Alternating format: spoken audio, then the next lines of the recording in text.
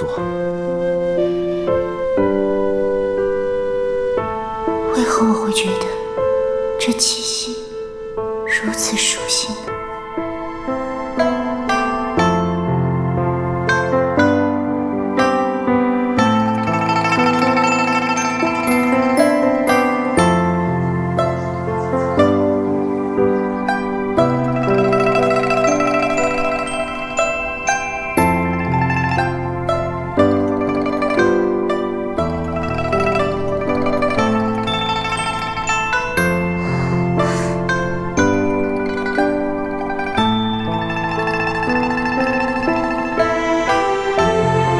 回来的时候似乎着了凉，夜里都发烧了，现在觉得怎么样？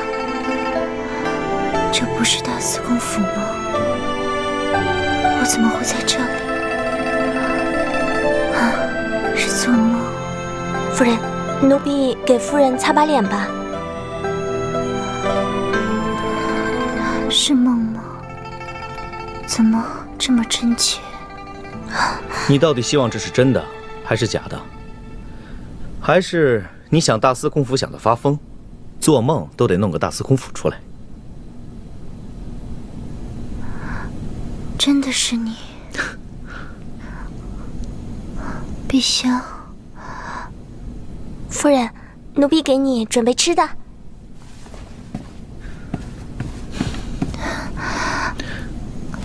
来，慢点。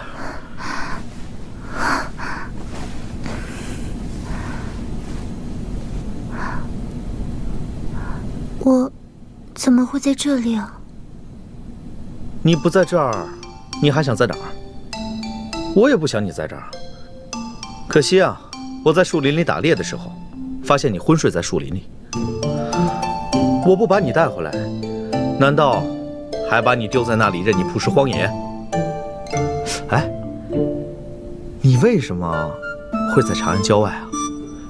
是不是痴心错付？某些人对你不好，你才想起我的好来，迫不及待地回大司空府来博取我的同情。是你叫香无尘把我捉回来的吧？香无尘？我好像很久没见过那个臭老道了，你怎么会提到他呢？哎，别动！刚才太医来瞧过了，说你身子十分虚弱，这几日最好卧床休养。真不晓得，你跟高长恭过的都是什么日子？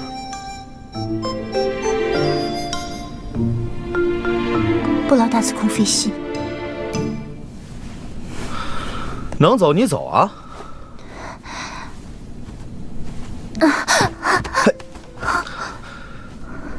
这种气息，仿佛从我稍有知觉起，就包围着我冰冷的身体。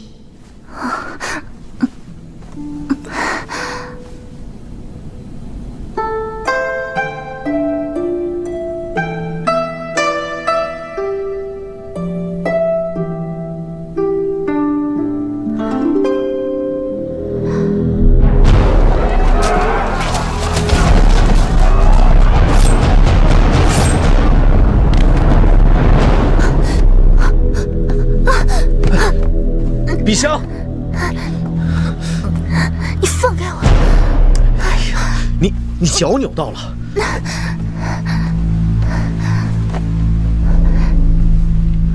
脚是我的，不劳你费心。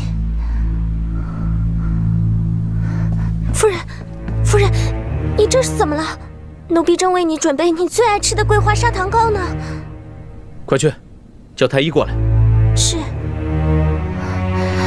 别动！我恨你。你恨我？因为你是宇文邕。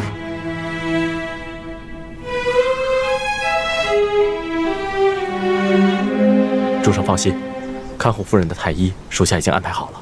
他的伤不在身上，在心里。夫人好像吃了很多苦。可是夫人这次能够平安归来，也是吉人自有天相，主上无需过于担心。只是，夫人这样回来了，大冢仔那边也该有个交代。哦，还有，听说大冢仔这段时间与突厥来往甚密。阿庸，阿庸，婉儿，是什么花开了，散发出的香风，把你吹到大司空府来了？婉儿听说青锁妹妹回来了，赶紧过府探望。妹妹可好？她说来就来，说走就走，如此潇洒的日子岂能不好？倒是我与婉儿久日不见，该当叙叙旧才好。婉儿自然是想与阿庸叙旧的，可你近来都很少去大冢仔府，我想见你一面都难得很。我听说，近日来大冢仔府的客人络绎不绝，我去了，不是讨扰了大冢仔做正事，倒是来了一些突厥人。我刚从大冢仔府出来的时候，还看见他们在花厅饮酒，说有什么大喜事，居然还说到社稷之福。主上，恕属下多嘴。主上不是接到皇上的圣旨，今日要进宫灭圣吗？哦，对，婉儿，只怕我要先到宫里一趟，不如我们改日再叙。阿庸，改日，定当陪婉儿好好聊聊。我先走了。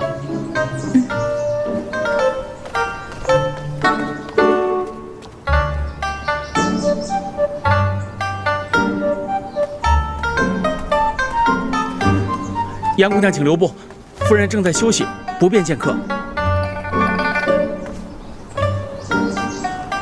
哼，袁清锁还真是命大，这样都死不了。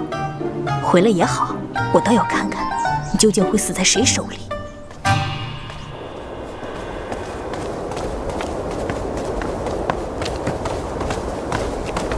见过大司空。兄长在。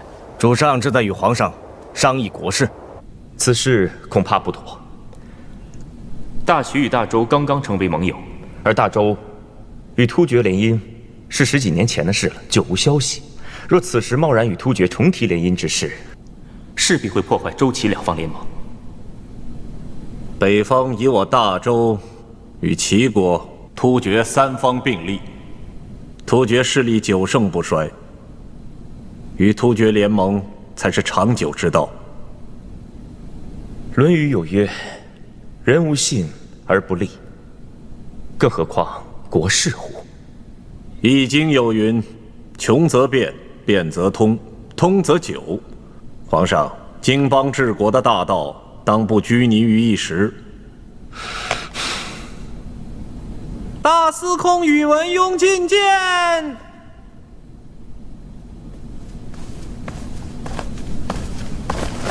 参见皇上，参见大冢仔。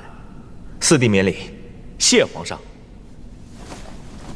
四弟气色不错，听闻你抱恙多日，并未上朝，如今身子可还安好？多谢兄长挂记，小弟已经康复。多日来听说大冢仔忧心国事，日夜操劳，小弟极为惭愧。俗话说，来得早不如来得巧，今天刚好有天大的喜事等着你啊！大冢仔，四弟病体方愈。皇上，此事需趁热打铁。四弟，你可记得文皇帝当年为你定下的婚约吗？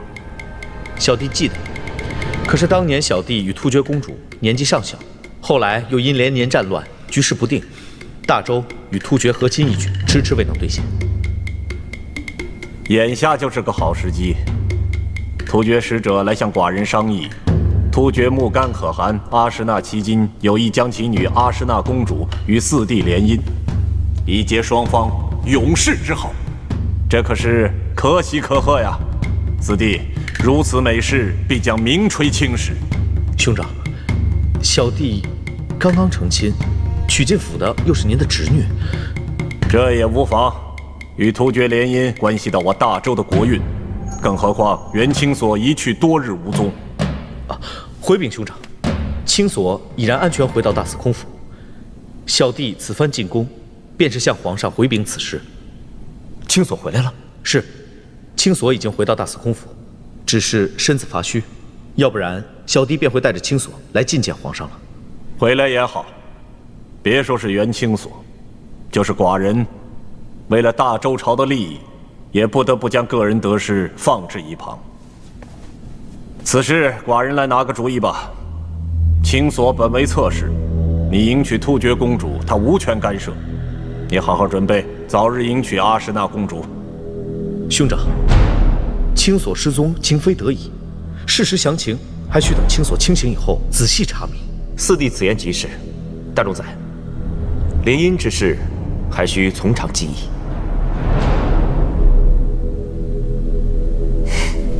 四弟真是长大了，有自己的主见了。身为大周皇族，怎可贪图寻常百姓那样夫妻之间凤凰齐飞、举案齐眉的日子？家国孰轻孰重？与突厥联姻，成则流芳百世，败则祸及家国，势在必行。四弟，你好自为之吧。微臣告退。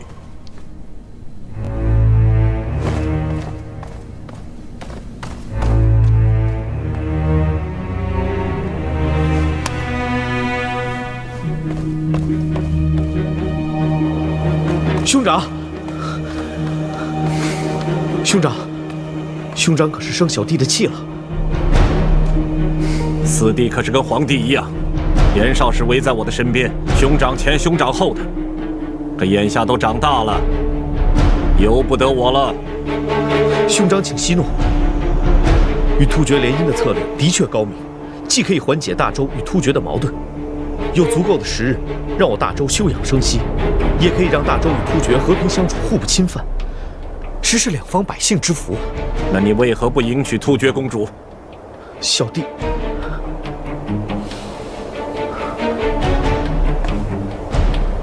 平时只知软玉温香，附庸风雅，朝政大事从不过问，只怕与那突厥公主脾性不合，会坏了大事。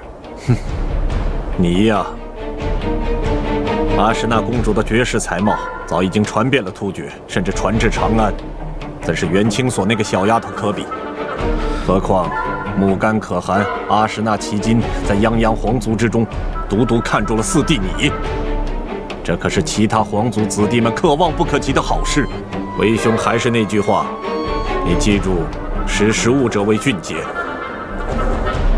小弟内心惶惶。罢了，我会跟突厥使者说，你抱恙在身，让他宽限几日再说。多谢兄长。兄长慢走。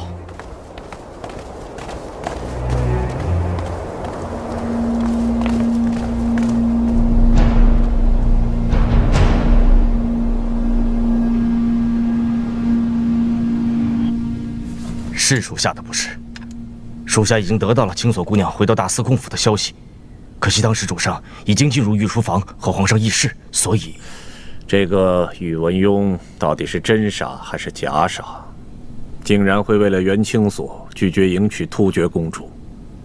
想必是大司空对青锁姑娘真的动了真心。哼，年轻人的心，寡人真是越来越不懂了。属下不明白，主上不是要青锁姑娘留在大司空身边吗？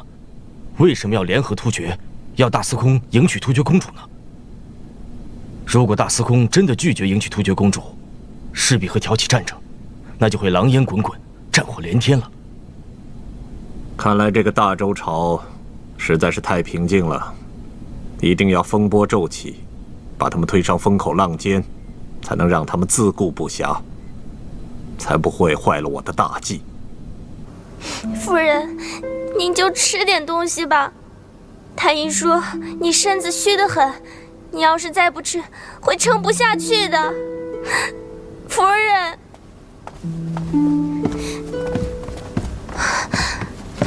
主上，夫人她一直不吃不喝，陛下心里害怕。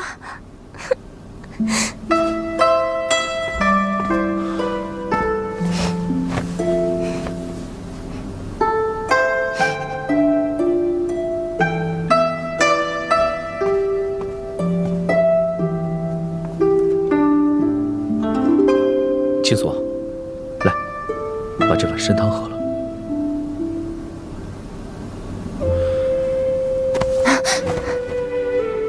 出去！把这碗参汤喝了，随你怎么恨我。滚出去！你这样不吃不喝，会有性命之忧。我死我活，与你无关。你不吃不喝，怎么有力气恨我？吃饱喝足了，再来找我报仇。来，把这碗参汤喝了。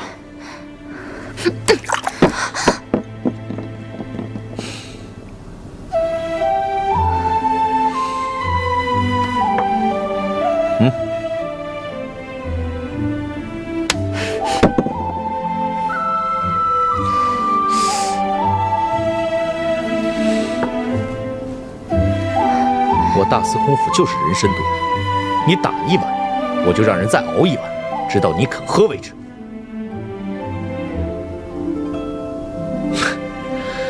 你是觉得这么喝没新意是吧？那我用嘴喂你喝怎么样？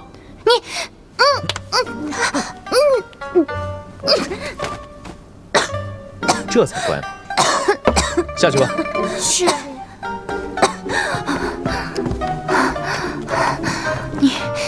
你卑鄙！我卑鄙？我再卑鄙也比不上高长恭卑鄙。把人带走了，不好好照顾，弄成这个样子。他都对你做了什么？他对我做了什么？你根本无权过问。说到卑鄙，没有人能与你宇文一族相比。你恨我，我不跟你计较。你要是胆敢侮辱我的先辈，我绝不轻饶。侮辱？宇文邕，你父亲宇文泰当年率兵去江陵，屠杀无数，其中就有我的父母兄弟。宇文邕，你是我杀父仇人的儿子！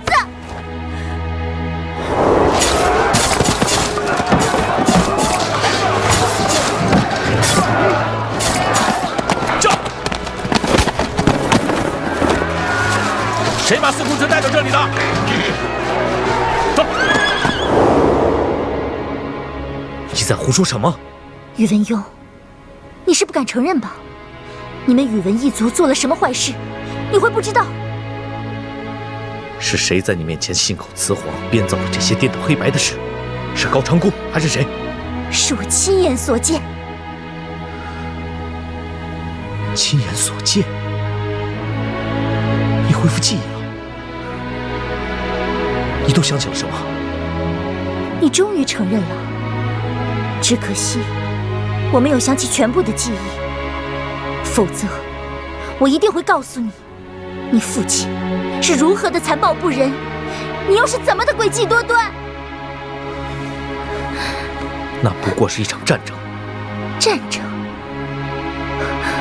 战争就是你宇文一族用来杀戮抢掠的借口。我没有看到什么人跟你父亲的官兵作战，反倒我只看到那些手无寸铁的老百姓，那些无辜的老百姓遭到你们的杀害，我的父母兄弟遭到你们的杀害，你们宇文一族的手上沾满了他们的鲜血。袁清所，你怕了？我说过，那只是一场战争。高长恭到底对你做了什么？为什么让你的眼里只剩下了恨？你的聪慧呢？你的机灵呢？他怎么对我，我都无怨无悔。反而是你，你这个绝情寡义的人，惺惺作态，假装对我好，可当我遇到危险的时候，你在哪儿？哦，对了，你心里只有镇魂珠。你只能在你的大司空府里足不出户，你这个伪君子！宇文邕，我看不起你。你可以轻视我，但是我宇文一族是不是欠你的命？自有公道。公道？这句话从大司空的嘴里说出来，还真是可笑。可笑？可笑的是你。你当初毅然决然的离开，就不该如此狼狈、遍体鳞伤的回来。袁清所，你大可对高长恭无怨无悔，可你的命是我的，这一切都由不得你。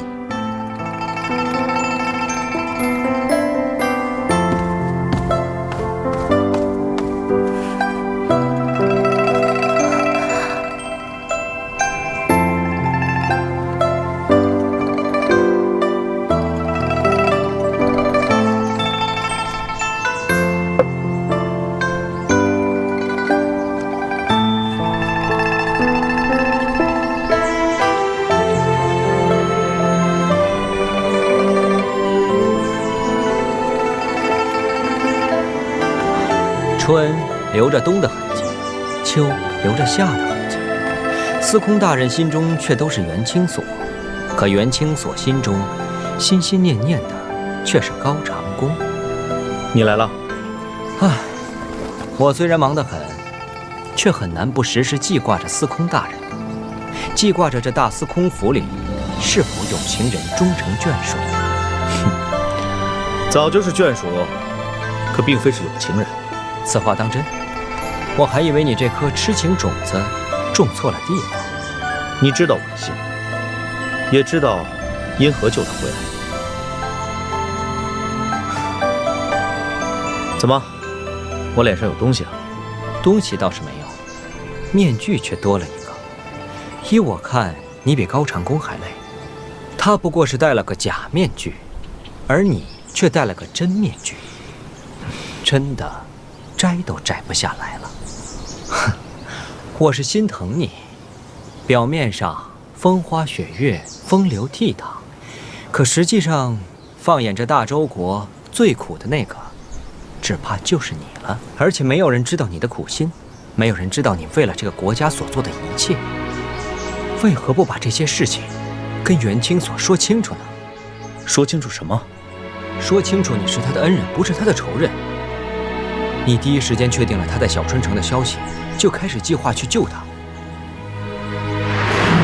第一队不惜一切直冲小春城，吸引敌人的注意力；另外一队由南门袭击，假作偷袭，实为拖延之计；另外两队从这里沿途上去。主上，你们一早出发，我会便装跟上，随机应变，听我号令。是。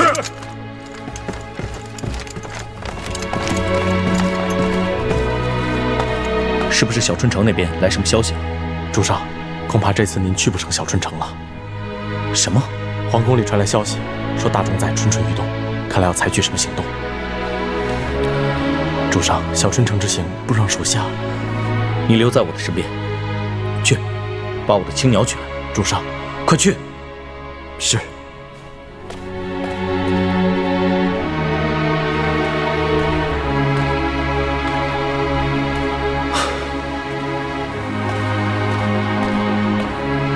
主上，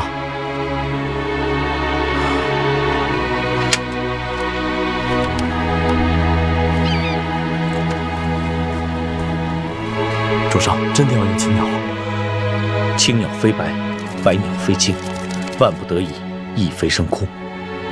为了青所，我必须这么做。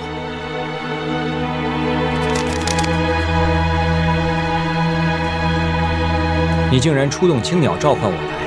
什么事这么重要？无尘，这是小春城的地图，一切都托付给你了。你我曾经约定过，除非有什么惊天动地的大事要事，或者情非得已，你我之间是不能私下见面的。这就是大事要事，情非得已。区区一个元清所，就值得你动用青鸟？它很重要。宇文邕，我是天罗地宫的朱雀卫护法，不是你的属下。我不会跟你一起用事。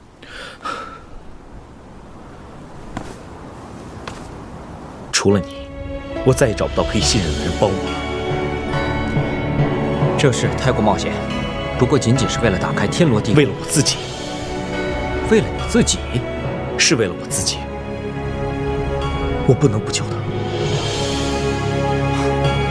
你凭什么相信我会冒这么大的风险去帮你救元清所？你是我最好的朋友。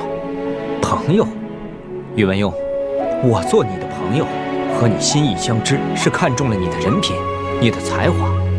我是为了天下安危，为了社稷百姓，而不是为了儿女私情。难道你忘了吗？青鸟一出，就是我们要共同守护天下的时候。可你，元清所到底有什么好，值得你去这样做？他顽皮、闹躁，有的时候又疯疯癫癫，跑来跑去，毁了古董，烧了卧房，没有一样好处。可我就是会想，他在哪里？他过得好不好？只此一次，下不为例。无尘，你答应了。这地图你拿去。地图你拿回去吧。看来，你已经有主意了。我们天罗地宫的人，都会留一手。小春城的破绽，不是你那些侍卫随便上山打探一下就能打探得来的。我告诉你，这次如果不是我出马，你就是去送死。你也不希望我死，是不是？哼，交了个你这样的朋友，到底是我的幸运呢，还是我的不幸？你放心吧，小春城的破绽与诸葛无雪的心思，我了如指掌。我一定帮你把元清锁带回来。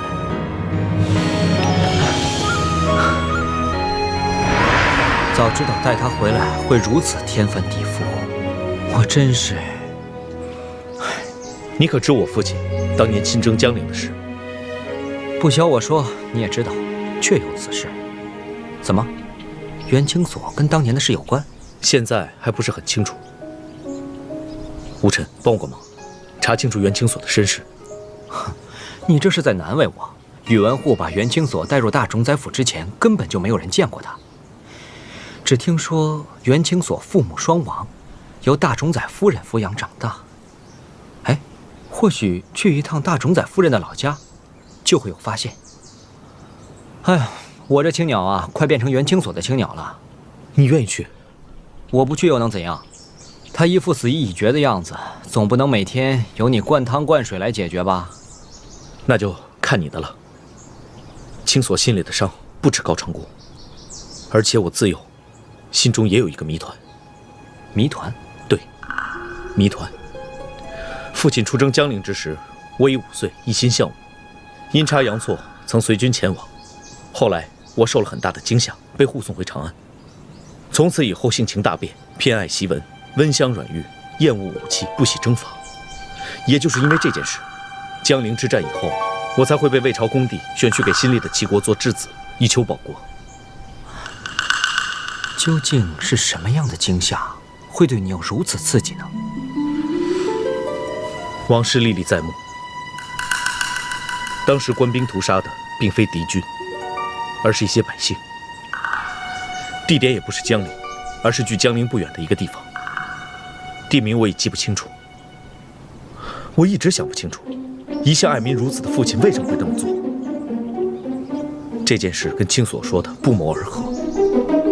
要是能查到他的身世，有些事情就可以迎刃而解。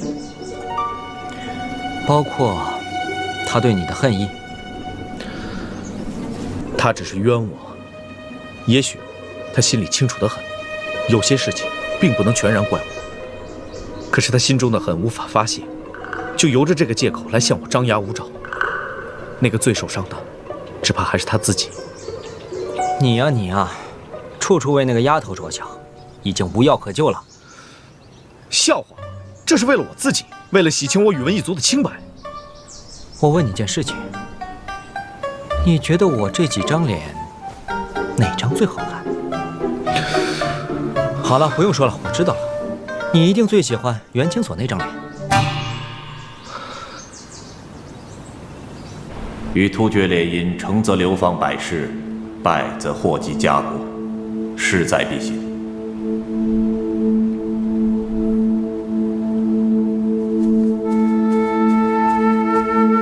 皇上，大司空府那边可有消息？青锁姑娘还是一直不肯吃东西。哦，皇上，青锁姑娘是因为念念不忘当年文帝出征江陵的事情，所以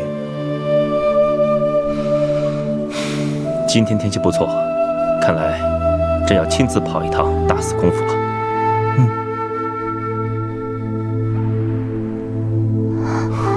你醒了。皇上，朕知道你身体不舒服，吃不了硬的东西，特地从宫里带了些滋补的汤水过来。你每天吃一些，过几天才可以吃饭菜和肉食。刚才做了什么梦啊？睡得这么不安稳。来，小心汤。青锁夫人，您就喝一些吧，也望皇上跑这一趟。好。对了，朕安排了几名厨子在大司空府的厨房，你想吃什么，告诉他们，他们一定会帮你办到。我什么都不想吃，皇上，请回吧。为什么不吃？啊，朕忘记了尝一尝，这个汤烫不烫？万一把青锁烫到了怎么办？来，皇上，你不必为了我做这些事。其实，朕不知道该怎么做才好。朕知道你受了伤，身体虚弱，不知道该如何让你振作起来。最少能让你吃下些东西去。如果你不喜欢，朕马上离开。皇上乃一国之君，青锁承受不起。不要把朕当作是皇上，就当朕是一个很关心你的朋友，或者是你的兄长。只是这个兄长别无长处，只有日夜思念，都在盼望着这个妹妹何时归来，何时才能在兄长看得见的地方开心的生活。就连这么一点，朕都做不到。皇上别说了，我喝。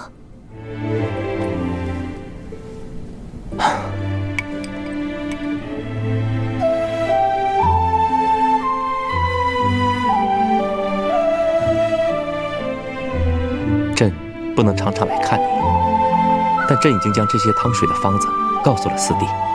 你想要喝的话，就告诉他。你恨朕吗？不恨。唉，同样是父亲的儿子，你可以不恨朕，为什么却要恨四弟呢？朕不是不相信你，可朕觉得此事可疑。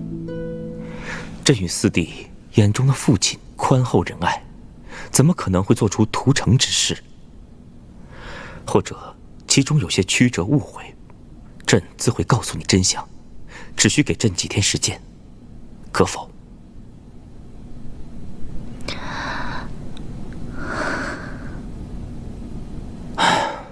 朕知道你此时很难回答。朕不求你能原谅，只求能查出真相，是非黑白，朕与四弟必定与你一起面对，如此可好？好。记住朕的话，人生在世，最大的目标就是活下去。如果连活都活不下去，那么真与假，爱与恨，又有什么分别？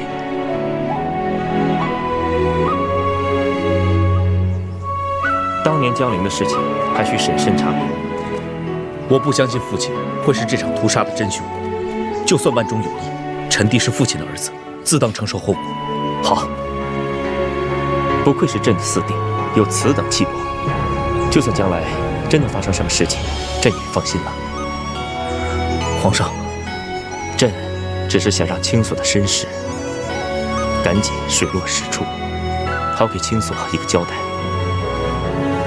啊，关于突厥联姻之事，四弟不必担心，朕是不会让你娶突厥公主的。皇上，朕不是因为儿女私情才拒绝联姻，实在是自大周与齐国联盟之后，大周、齐国、突厥三方格局已定，如果擅自打破，遭殃的不只是大周的百姓，到时候战火连连，就难以控制了。可大冢在那边，四弟不必担心，你我兄弟齐心，一定没有什么做不成的。四弟你放心，宇文护交给朕，你就好好的照顾青锁吧。是。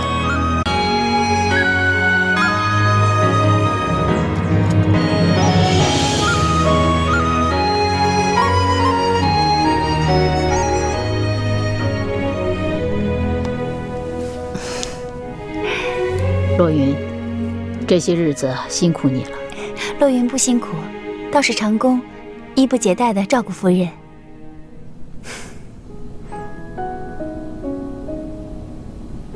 你们的孝心，母亲都看在眼里。母亲，外面风清气爽，母亲的身体也大有起色，要不要到外面坐坐？我就不去了。倒是你，是不是该带洛云出去逛逛？那母亲，我没事儿，有风儿照顾我就行了。好吧，洛云，你去收拾一下，我带你出去逛一逛，买些你喜欢的东西。好，那洛云命风儿过来，洛云告退。好。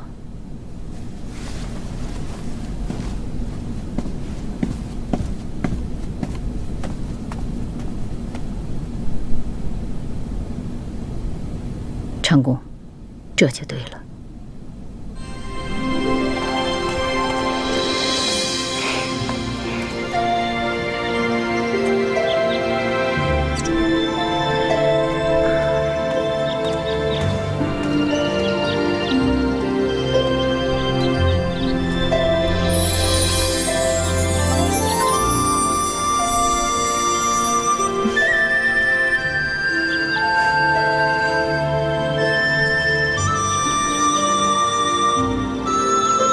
长工，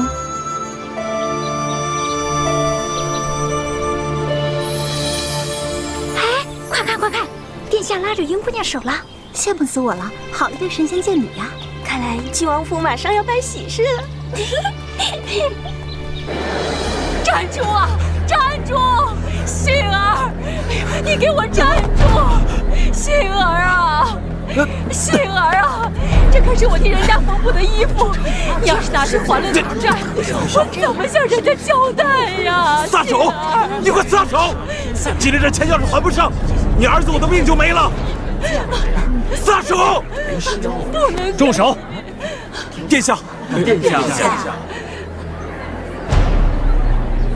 怎么回事？他不给我钱，我欠人家钱，我。可是赌债。是。家有高堂老母，还在外面赌博生事，还不快向你母亲谢罪！不，他养不起我，为什么还要生我？殿下明辨，小人已经30有1，可现在连媳妇儿都娶不起，都是因为这个老东西，整天不准我干这，不准我干那。要不是这老东西，恐怕我早就发财了。杏儿啊，我这是造了哪门子的孽呀！你还不知罪？殿下，小人无罪，有罪的是这老东西。杏儿，殿下，你饶了我的儿子吧，殿下！手下留情啊！殿下，求我把他交给官府处置。知不知罪？殿下，不要杀我儿子，你饶了他吧！杏儿，杏儿，杏儿，杏儿，杏儿啊！你这样的逆之辈，还有什么脸面活在世上？杏儿，我的杏儿啊，你醒醒啊！杏儿，我的杏儿啊！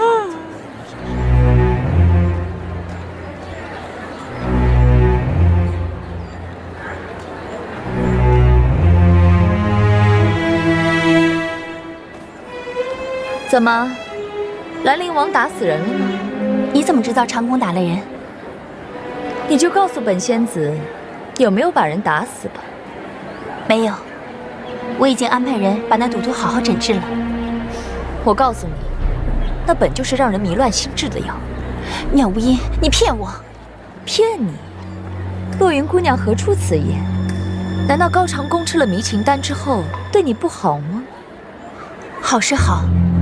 可是长恭性情大变，不再体恤下民，这样下去的话，会失去百姓拥戴，祸国殃民。还不止如此，那药的药效会继续在高长恭体内逐渐扩散，令他不止伤害别人，到最后还会伤害他自己。什么？你快把解药给我！想要解药？好，那就看你怎么做了。我？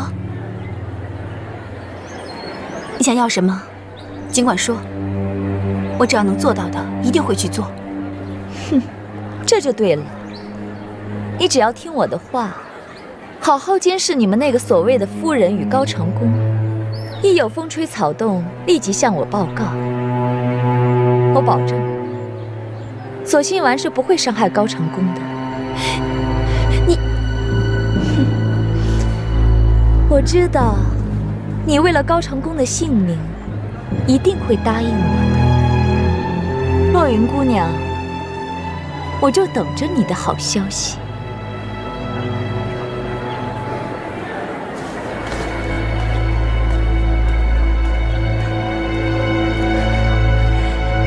长恭，对不起，我伤了妙无音的当。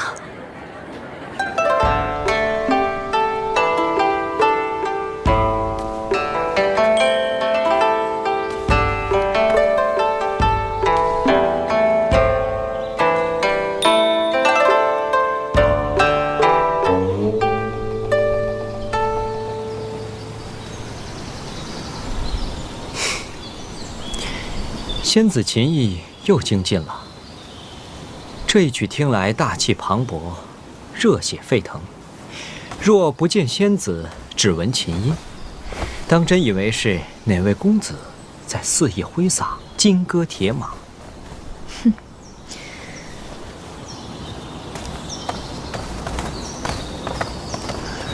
原来你跟那些俗不可耐的人一样，女子为何就不能大气磅礴？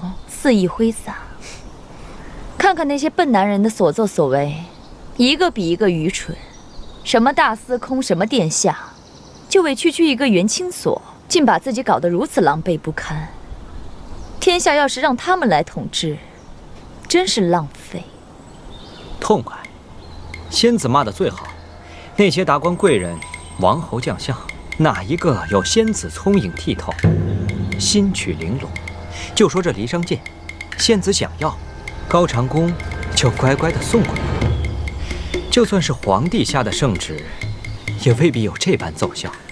管他什么王孙贵族、赳赳武夫，天底下的东西，只要本仙子想要，就没有得不到的。仙子说的是，离商剑已经到手，镇魂珠势必指日可待。你在这里吹嘘赞扬我，怕是做了什么见不得人的事吧？吴尘就是对不起全天下的人，也不会对不起仙子的。哼，少说好听的。那日你匆匆离开是为了何事？那日其实并无大事，只不过是一些琐事罢了。琐事？我看没那么简单吧。怕是你得到了镇魂珠的消息。吴尘若是得到了镇魂珠的消息，一定第一个告诉仙子。到了现在，仙子还不了解吴尘的心吗？你的心？你的心我怎么会知道？我只知道这天下人无利不起早，在我身边的人八成也都是心猿意马，趋于委夷。仙子要这么说的话，胡尘无话可说了，只能把心掏出来给仙子看了。得到3件宝物，是仙子所愿，也是无尘所想。只要开启天罗地宫，全天下都是仙子的，到时候无尘也可以跟仙子双宿双栖，叱咤江湖，何乐而不为呢？我就说这世上人心难测，除了自己，谁也靠不住。燕婉见过仙子，师父。你来做什么？师父，婉儿身娇肉贵的姑娘独自出行到此，自然是做了什么好事。仙子，婉儿知错。何错？仙子命我看守东郊牢房，婉儿看管不力，让人把袁清所给救走了。知道就好。本仙子看你一心一意想要除掉袁清所，本想帮你个忙，谁成想你这么没用。青龙护法实在是武功高强，婉儿敌不过他。我看你根本就没有阻拦。仙子息怒，若是诸葛无雪插手，他也确实无能为力。让他办点事屡屡失手，这样的废物要来何用？仙子饶命，师父。你求我没用，你还是想想该如何向仙子交代吧。婉儿知错了，请仙子再给婉儿一次机会吧。看在你师父的份上，我就再给你最后一次机会。虽然你一事无成，我可还没忘记你的心愿。仙子的意思是让婉儿跟大司空……起来吧。谢仙子。我会尽早安排你嫁入大司空府，让你跟朝思暮想的大司空在一起。真的？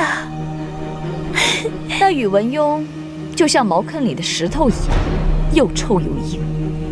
我是不想跟他打交道，不过自然会有人让他听话。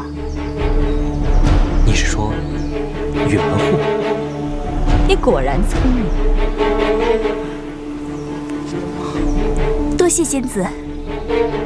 现在谢还早得很。若是这次你还不能俘获宇文邕的心，拿不到镇魂珠，你可知道后果？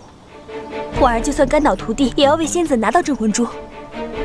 哼，你就安心等着吧，大冢仔自会为你安排。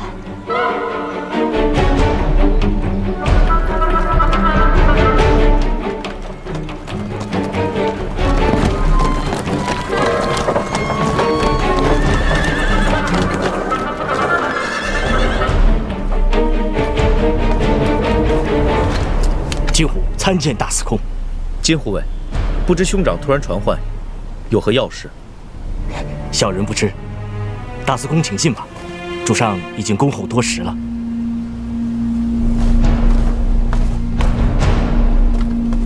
啊，大司空请。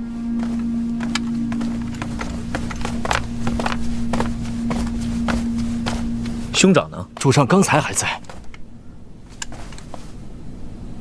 属下立刻去找主上，马上命人来奉茶。好。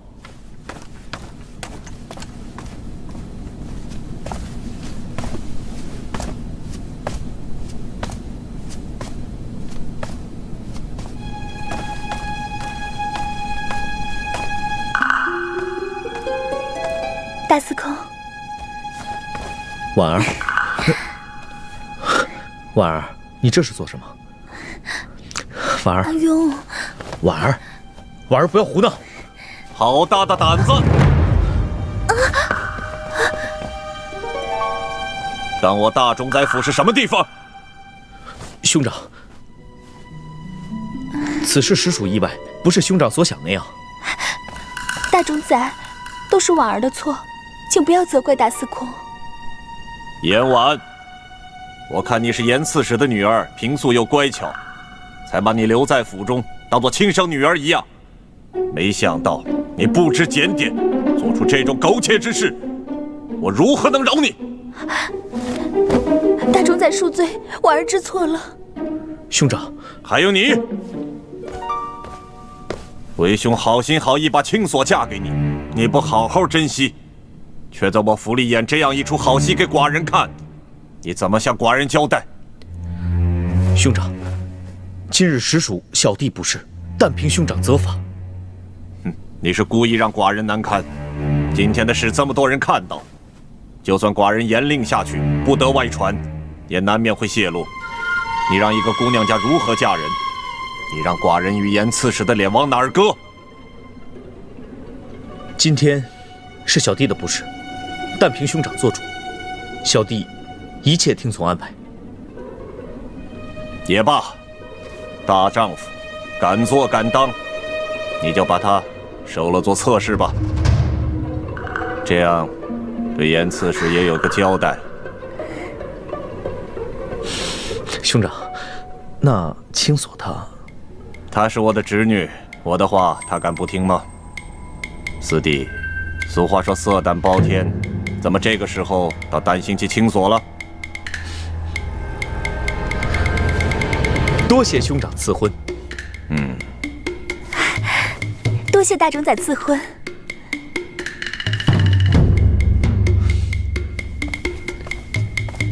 婉儿，起来吧。正大光明的多好，为兄又做了一桩喜事，看着也高兴。兄长说的是。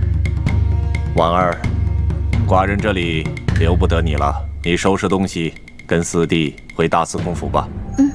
现在去大司空府？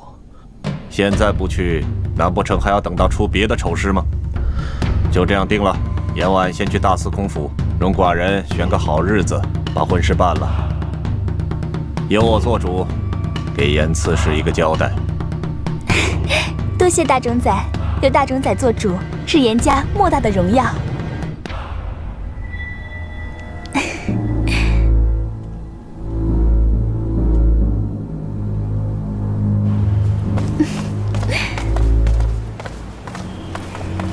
来，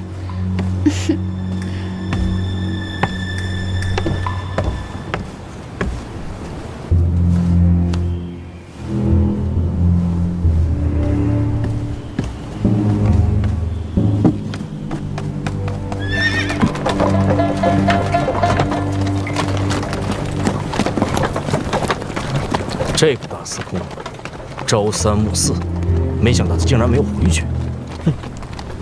就你没看出来，大司空对严姑娘早有意思。真的？我觉得不像。这个大司空没那么简单，不知道是在想什么。不管他在想什么，都逃不出寡人的手掌心去。阿庸，你生气了，都怪婉儿不好，害阿庸被大冢仔斥责。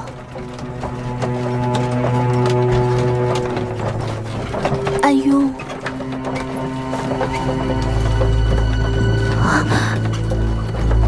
不要，阿庸。你真的就那么喜欢我吗？婉儿对你的心可照日月。你可要想好了，进了我的大司空府，就别再想出来了。若是你想走，不，婉儿不走。婉儿只想和你在一起，无论是天上还是地下。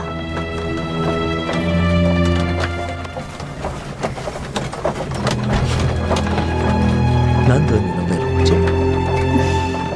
大司空府是天上还是地下？过不了多久你就知道了。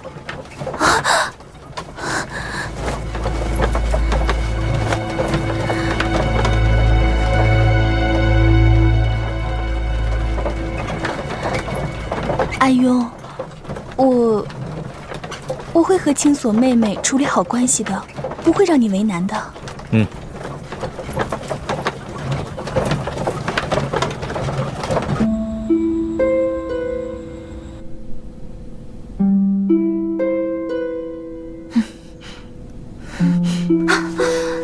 夫人，你又做噩梦了。现在是什么时辰了？回夫人，已经是午时了。夫人是不是饿了？我想出去走走。夫人的脚上还有伤。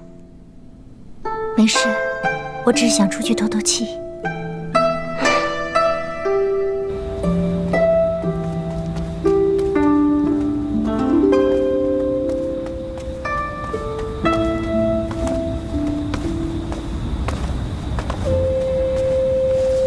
朕不求你能原谅，只求能查出真相，是非黑白，朕与四弟必定与你一起面对，如此可好？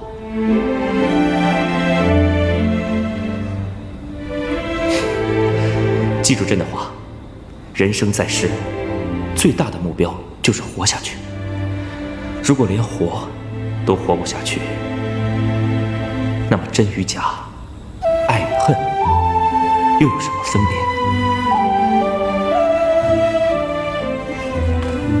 阿庸，青锁妹妹在那边呢。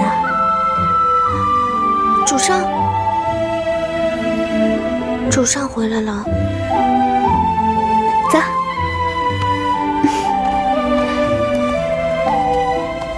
青锁妹妹，身体可好些了吗？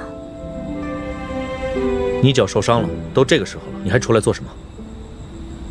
青锁妹妹，这么久没见了，你就不想姐姐吗？啊，对了，告诉你一个好消息，大冢仔已经做主把我许给阿庸了。啊？什么？主上？怎么，一个下人也敢对大司空大呼小叫吗？碧香，天有点凉，我们回房间吧。是。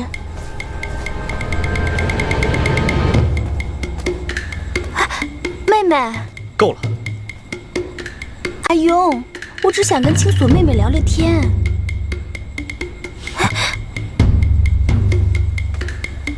阿庸，阿庸。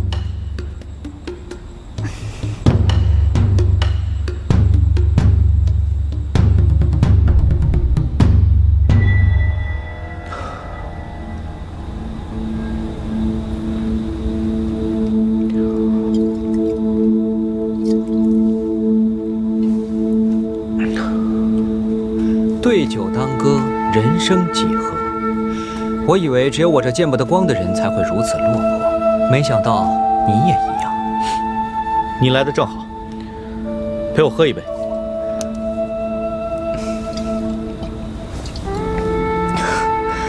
这酒喝多了，一觉醒来也就好了。可情若深了，怕寻遍天下也无药可治。最近你的牢骚怎么多了？所谓关心则乱，不关心则寝食难安。若你是我，该如何选？我只是不明白，为何你不告诉青锁，那日我去凌霄阁救她，是受你所托？何必为了一个女人，暴露你我的关系呢？这么说，你是信不过她了？女人心还得真。无尘，你为大周付出的，我都看在眼里了。你能做到的，我也理应能做到。话说，这宇文护与妙无阴早有勾结，延晚进入大司空府，就是妙无阴安排的。找到了离商剑，就想着镇魂珠。他们已经很心急了，不惜一切塞个人进来。还好我宇文邕对付女人有一套。至于大冢宰府，就要靠你了。说到大冢宰府，有一事不得不说，大冢宰夫人袁氏已经消失了将近1个月了，说是回老家看亲戚。我派人去那里监视了很久，都不见其踪影，恐怕此事另有蹊跷。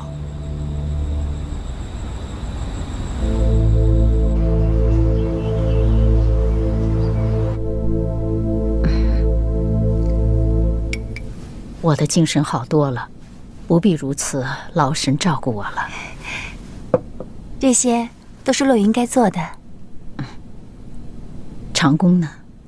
长工，他衣不解带的照顾夫人，我怕他体力不支，就谎称夫人睡着了，想让他歇息一下。谁想到他跑到厨房去给夫人熬参汤了。夫人不会怪洛云多事吧？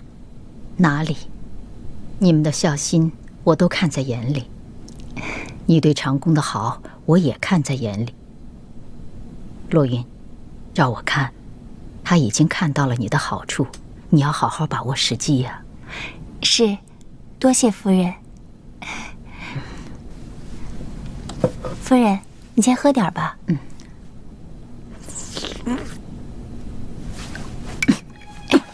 小心点。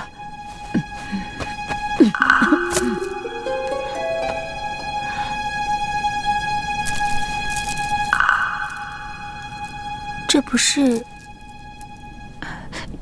这是小莲的戒指。夫人，我不明白。这是长工最心爱的东西。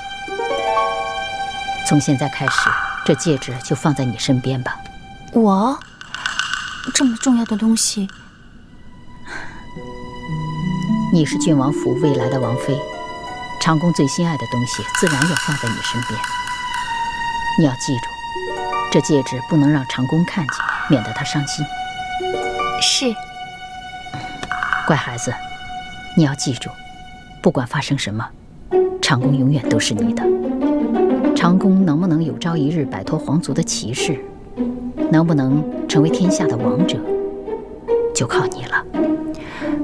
夫人，好了，不说了，你去看看长工吧，他哪里知道怎么熬参汤啊？去帮帮他吧。好，那洛云告退。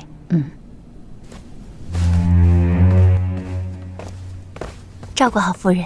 知道了，姑娘。夫人，凤儿，帮我倒杯茶。是。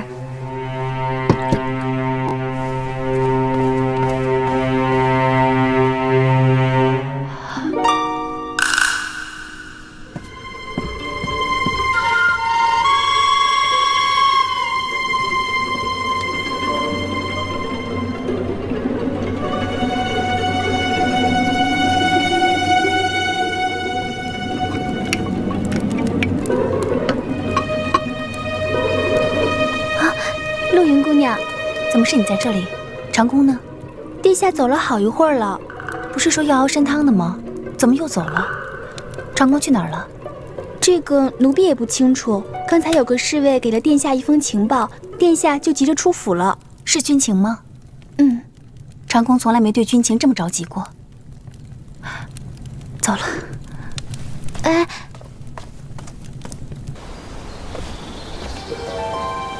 这些用意，只知道我受伤严重，根本就没想到我是医术高明，假装伤重，也没让他们看出来。哼！哎，洛云还没回来，看样子是跟长工形影不离的出去玩了。看他们如此恩爱，我也就放心了。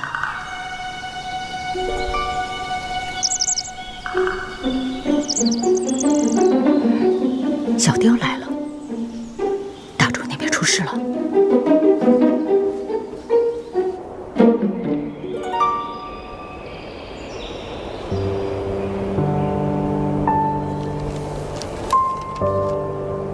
袁清锁，你竟然又回到了周国的大司空府！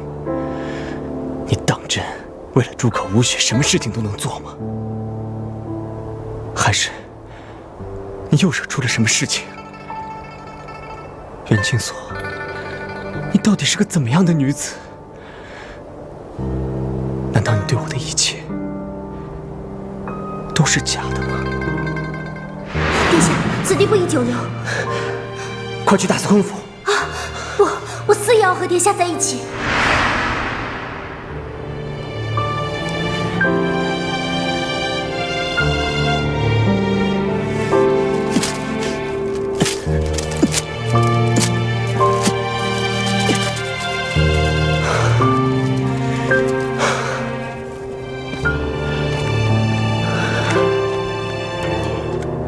小莲，对不起，我不该把你最珍贵的戒指交给别人。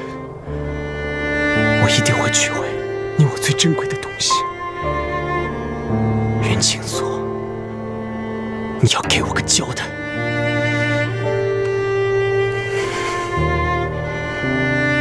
该不该告诉他呢？洛云，长公，你来这里干什么？你是不是心情不好？是不是母亲？啊，是，夫人叫我来找你的，说是……难道母亲伤势复发了？不是，夫人说是想让我和你在一起。长公，还是回府吧。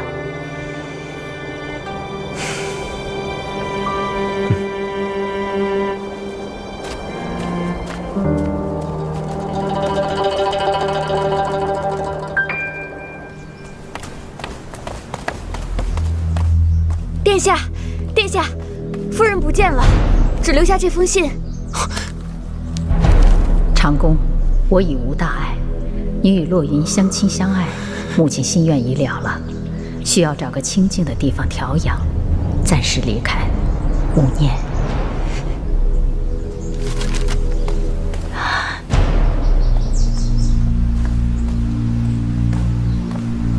姑娘，殿下这是怎么了？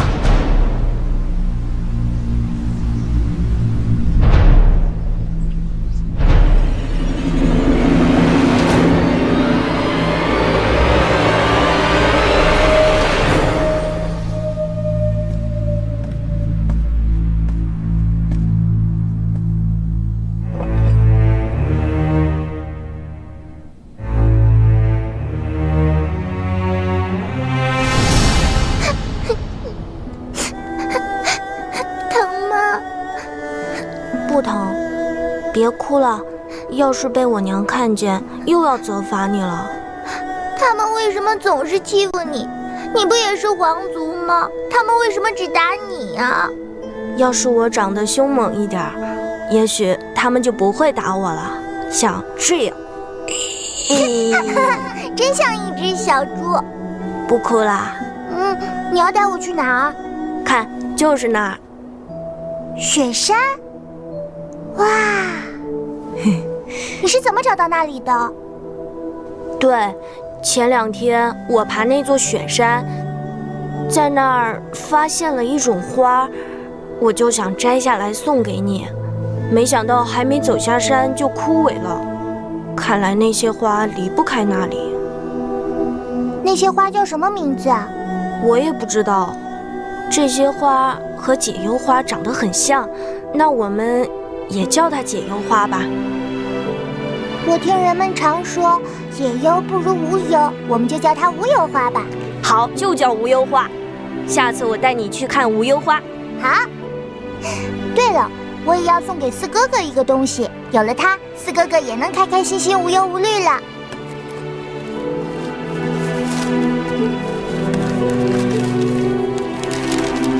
这样你就威风多了，他们就再也不敢欺负你了。这是什么？这你都不知道？金甲天神。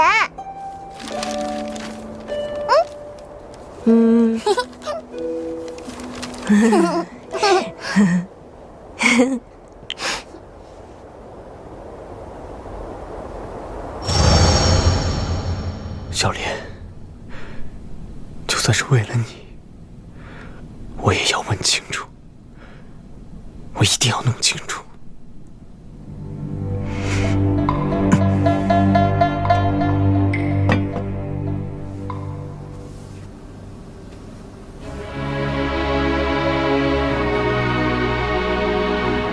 皇上说的对，活着才是最不容易的事。我不能就这样死了，更不能这样稀里糊涂的死。我一定要查出自己的身世，更要查清楚江陵之事。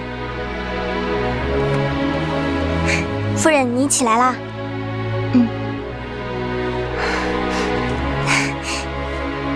你的脸色好多了。你不知道，你刚回大司空府的时候，可把奴婢吓坏了。还是皇上的威力大。皇上一来，夫人你就好了。碧香，你说这些话，将咱们大司空放在哪儿了？严姑娘，我来吧。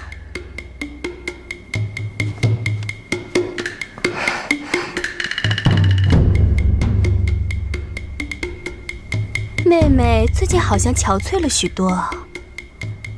哎呀，头发也掉了不少，脸上还有皱纹呢。妹妹，女人可不能这样自暴自弃，面如枯槁、邋里邋遢，会被自己夫君嫌弃的。哦，这也怪不得妹妹。妹妹为了自己的心上人长途跋涉、赴汤蹈火，没想到竟然是个负心汉。唉，真是世事难料啊！被人抛弃，怎能不憔悴难过？要是阿庸这么待我，我恨不得一死了之。严姑娘，还是我来吧。知道您的是关心夫人，不知道的以为您是夫人的仇人，故意前来滋事的呢。放肆！急着讨好你们家主人，竟然不分尊卑，出言无状。言婉，我才是大司空府的侧室夫人，还轮不到你这个没过门的做主。即使你要嫁进大司空府，也请你记清楚，尊卑有序。袁清所，哼，我是来找我们家夫君的。怎么，夫君不在啊？是他昨晚没来，还是他对你失去了兴趣，所以我才有机会进门？大司空府里面最多的就是女人，多你一个不多，少你一个不少，所以你给我记好，好好做你的侧室夫人。要不惹事就各自相安，要想挑事，就请记清楚，你到底有几斤几两。袁清所，阿庸，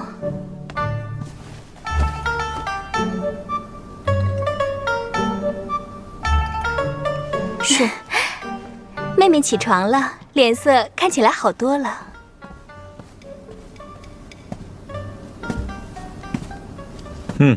气色不错。昨日来不及跟你细说，大冢仔把婉儿指婚给我做了侧室，以后你们就分属姐妹，要好好相处。那是自然，我跟清所妹妹啊，早就情同姐妹了。清所，你就没什么想说的吗？恭喜，妹妹为人大度，怎会不懂阿庸的心思？以后我们姐妹同心，一起服侍好阿庸。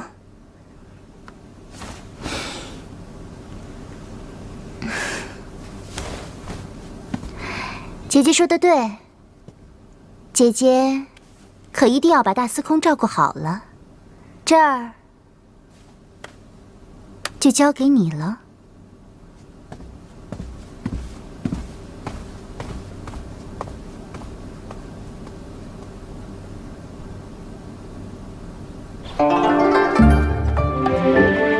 慢着点啊！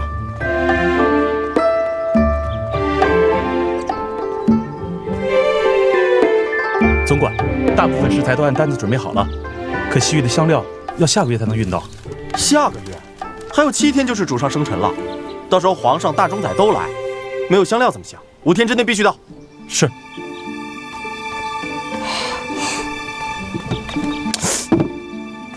哎，这里是什么？没什么，好东西都被你泛滥了。没什么，为什么不让看？难不成你藏有私货？我说碧香，我哪来的私货呀？你就别在这儿添乱了，快走。学什么不好？学那个凶神恶煞的严姑娘，都是仗着有主上包庇，就没上了天。哼！要是主上生辰还没有买到香料，看你到时候凶不凶？你站住！干嘛？没事，走吧。没事，叫我干嘛？吓我一跳！夫人被严婉欺负，我又被你欺负，唉，我和夫人还真是难姐难妹。唉，夫人，夫人，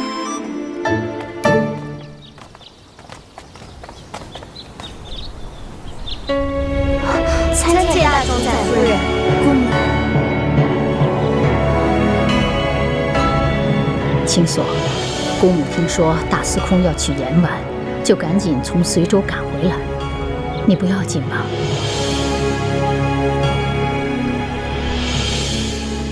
青锁，啊？哦，他娶谁与我无关。你说的这是气话，毕竟他是你的夫君。平素四弟有个风流的名声也就罢了，现在居然把延丸娶回家，那延丸哪是省油的灯啊？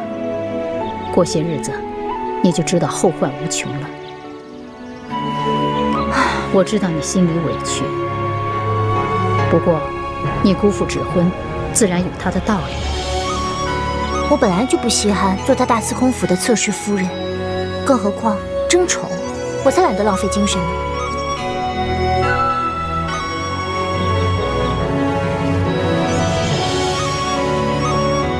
青锁，你是我的侄女，要是心里有什么事儿，受了什么委屈，尽管告诉我，我会为你做主的。多谢姑母。啊，对了，姑母，我想请问，我是在什么地方出生的？你怎么突然想起问这件事情了？啊，没什么，就是前些时候遇到一些来自江陵的人，我觉得他们的乡音特别亲切。想想我失去了记忆，连自己在哪里出生都不知道，可为何竟然会觉得江陵的口音特别熟悉、特别亲切呢？所以想向姑母打探一下。你确是随州出生的，之后你父母双亡，是我故人把你看大的，或许是照顾你的奶娘是江陵人，所以你才会觉得江陵口音很亲切。辛苦姑母了。你这孩子就是命薄，虽说嫁入了大司空府，可整日奔波不得安宁。记住姑母说的话，你跑来跑去，还不是要回到大司空府里来？日后可不得再使性子，好好的待在大司空府里过日子才是。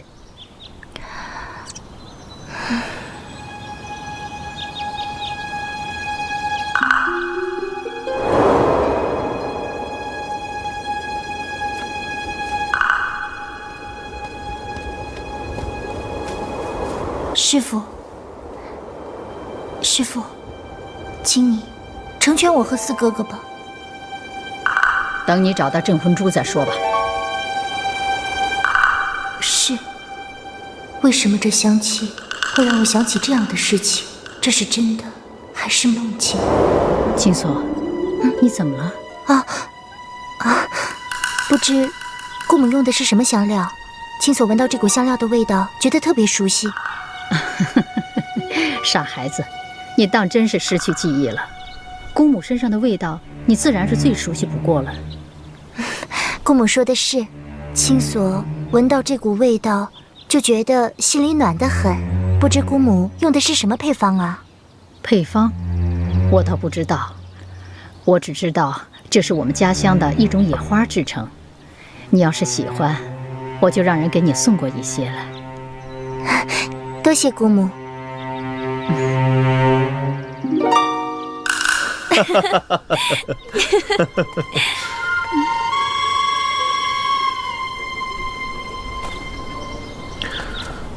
还没过门呢，就这样，真不知羞耻。参见嫂夫人。参见大冢宰夫人。妹妹，果然是一对璧人，难怪大冢宰要成全你们呢。姑母，那我就先告退了。去吧。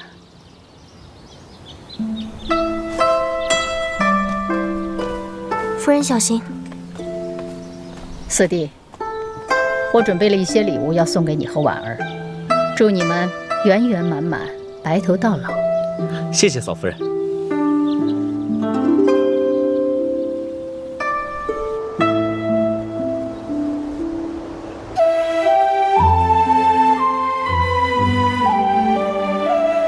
夫人，您身子骨刚好，又大老远的从大司空府跑到皇宫来，不如回屋歇着吧。